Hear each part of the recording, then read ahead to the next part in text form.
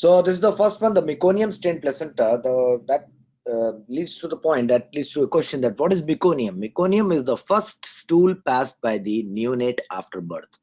The very first stool which is passed by the neonate is called meconium. It is greenish in color, greenish and sticky. So these are the two words you remember about the meconium.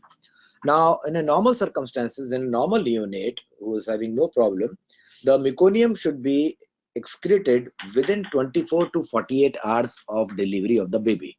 If it is not coming within 24 to 48 hours of the delivery of the baby, that means it is getting stuck somewhere in the GI of the baby, in the GI tract of the baby.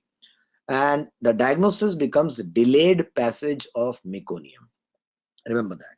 Okay, so the meconium is getting stuck somewhere out there, and sometimes it gets into the placenta, and that is what is called as meconium stained placenta. Placenta is a connection between the baby and the mother, and that can lead to fetal distress. The most common DD, or the number one DD which should strike your mind in the delayed passage of meconium, is the so-called cystic fibrosis, which has got the delta 508 mutation. Okay, so the delta F508 mutation. The F stands for phenylalanine. That's a amino acid. Okay, so as of now, please remember this much: that it's a genetic disorder.